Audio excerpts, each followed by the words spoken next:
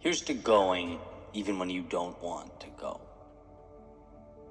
To moving forward when you're uncomfortable, to stepping up when you're fearful.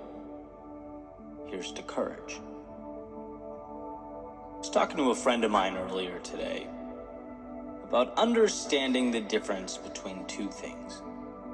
On one hand, the fear that presents itself when we're growing, leveling up, right? Like we've all felt nerves before a big event or an important life change, things like that. And then on the other hand, the emotions that arise when we start to feel like something isn't right for us. Similar discomfort, but not quite the same.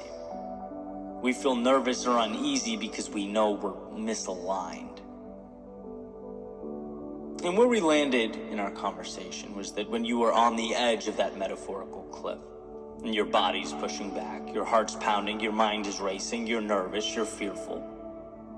The question worth asking is, will I be disappointed in myself if I don't go through with this? Will I be letting myself down here by turning back? You have to jump into the future and imagine, future you sitting at the table reflecting on this. If you see yourself as regretful, wishing you pushed through, then it's not an alignment issue, it's a matter of courage. And when you think about it, it usually feels obvious looking back. Like I can easily recognize in hindsight the things I stopped doing because they weren't aligned with who I wanted to be. Right? When you stop doing the wrong thing, it feels like a breath of fresh air. Like a step back to leap forward. Those decisions create a more fulfilled life. But those times I stopped because, I let the moment get bigger than my end goal. Those times I caved and decided I didn't want to pay the price solely because of the temporary discomfort. I remember those two. That's a different feeling altogether. A not so good feeling, as we all know. Jim Rohn says it like this: there's a pain of discipline or a pain of regret. Choose your pain. One of the things that makes life challenging is that we have to be open to some level of discomfort in our lives.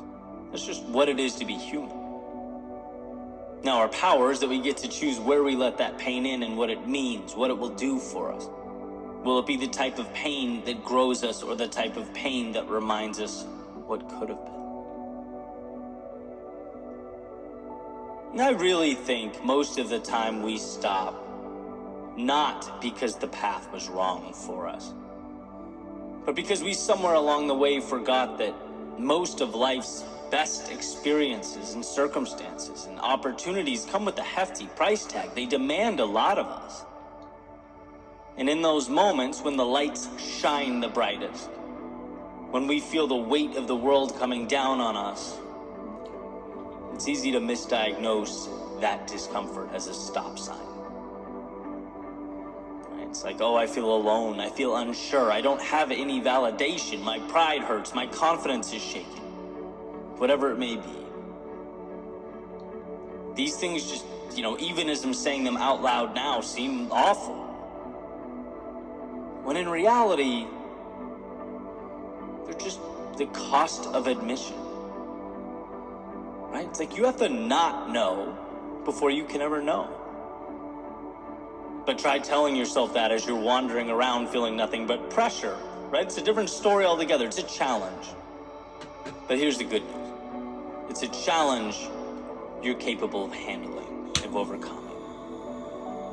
Life is about stepping into things we don't feel ready for. And then learning repeatedly that we can piece together the knowledge along the way. It reminds us that fear is going to show up regardless of what we do in life. But to grow into the people we are capable of becoming, we have to understand that fear is, in its own unique way, an invitation. The discomfort doesn't mean something's wrong. Often the opposite. It's letting you know that more is available. That you are right where you need to be. But you have to change in order to become worthy of what's on the other side. Life is not saying no. It's merely demanding of you courage, and courage you have.